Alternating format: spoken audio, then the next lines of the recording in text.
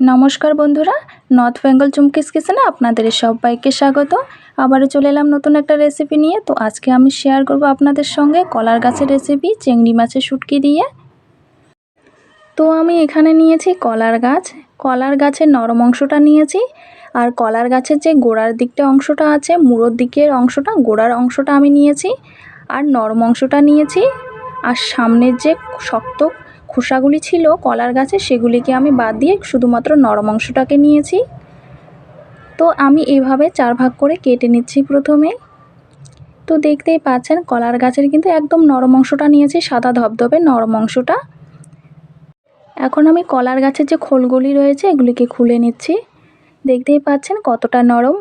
এখন আমি এভাবে করে সবগুলি কলার গাছের যে কলার খোলের যে উপরে যে একটা শক্ত মতো প্লাস্টিকের আস্তরণ আছে ওগুলিকে আমি বাদ দিয়ে দেব। কারণ কলার গাছের খোলের যে আস্তরণগুলি আছে শক্ত মতো, ওগুলোকে বাদ না দিলে কিন্তু মুখে লাগবে খাবার সময়, তাই ওগুলিকে বাদ দিয়ে আমি এইভাবে ছোট ছোট করে কেটে নিচ্ছি।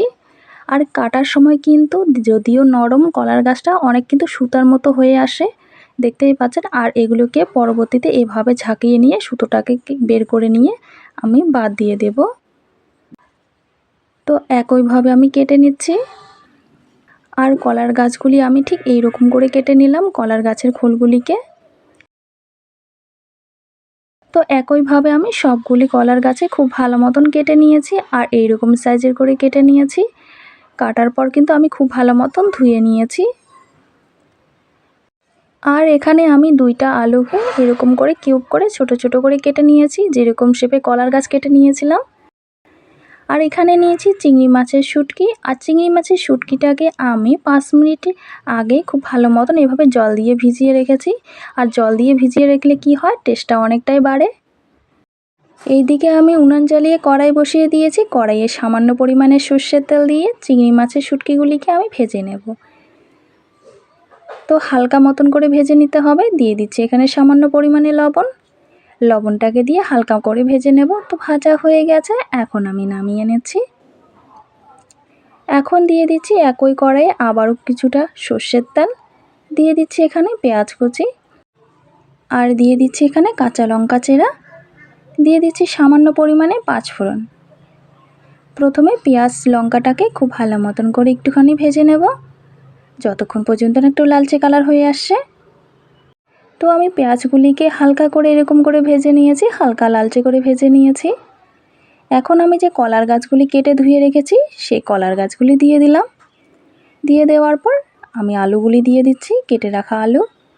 দিয়ে দিচ্ছি স্বাদ মতো লবণ, আর দিয়ে দিচ্ছি এখানে স্বাদ মতো হলুদের গুঁড়া। তো খুব ভালো মতন প্রথমে মিশিয়ে নেব লবণ এবং হলুদটাকে। আর খুব ভালো মতন করে মেশানো হয়ে গেলে কিছুক্ষণের জন্য আমি ঢাকা দিয়ে রেখে দেব। আর এই সময়টায় আমি চুলার আঁচ একদম মিডিয়ামে রেখেছি। তো কিছুক্ষণ পর আমি ফিরে এলাম।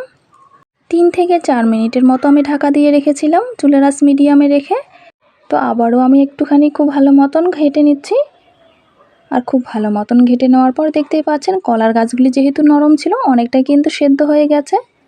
এখন দিয়ে দিচ্ছি জিরার গুঁড়া 1/2 চামচের একটু বেশি, আর দিয়ে দিচ্ছি এখানে আদা রসুন বাটা 2 চামচের মতো। দিয়ে দিচ্ছি এখানে লঙ্কার গুঁড়া, লাল লঙ্কার গুঁড়া 1 চামচ। খুব ভালো মতন এই 3টি মশলাকে দিয়ে আমি প্রথমে আবার একটু ঘেঁটে নেব। তো খুব ভালো মতন করে আমি ঘেঁটে নিয়েছি, মিশিয়ে নিয়েছি মশলাগুলির সঙ্গে, একটুখানি ভেজে নিয়েছি মশলাগুলির সঙ্গে। এখন দিয়ে দিচ্ছি সামান্য পরিমাণে জল, সামান্য পরিমাণে একটু একটু করে জল দিয়ে আমি কষিয়ে নেব মশলাগুলিকে। খুব ভালো মতন কলার গাছটাকে মশলার সঙ্গে কষিয়ে নিয়েছি। আর কষিয়ে নেওয়া হয়ে গেলে এখন আমি দিয়ে দিচ্ছি জল। আমি ছোটো বাটির পরিমাণে এখানে 2 বাটি জল দিলাম। যেহেতু আমি এই রান্নাটা একদম শুকনোভাবে করব, তাই আলুটাকে এবং কলার গাছটাকে আর একটু ভালো করে সেদ্ধ করার জন্য আমি সামান্য পরিমাণে জল দিয়ে দিলাম। তো আমি কিছুক্ষণ জাল করার পর জলটা কিন্তু অনেকটাই শুকিয়ে গেছে, একটু ভিজে ভিজে টাইপের রয়ে গেছে। তো এই পর্যায়ে আমি এখানে যে ভেজে রেখেছি চিংড়ি মাছের শুটকিগুলি, সেই চিংড়ি মাছের শুটকিগুলি দিয়ে দিলাম। চিংড়ি মাছের শুটকিগুলি দিয়ে খুব ভালো মতন একটু ঘেঁটে নিচ্ছি। আর এই সময় কিন্তু আমি চুলার আঁচ একদম লোতে রেখেছি। আর চুলার আঁচ লোতে রেখে আমি ঢাকা দিয়ে রেখে দিচ্ছি কিছুক্ষণের জন্য। তো আবারও ফিরে এলাম কিছুক্ষণ পর। তো দেখতেই পাচ্ছেন একদমই কিন্তু আমি শুকনো শুকনো করে রান্নাটা করেছি।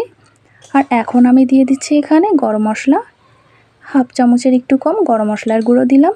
গরম মশলার গুঁড়োটা দিয়ে সামান্য পরিমাণে একটু ঘেটে নিয়ে নামিয়ে নেব। তো দেখতেই পাচ্ছেন কেমনটা হয়েছে। আমি এই পর্যায়ে এমনটা করে নামিয়ে নিচ্ছি।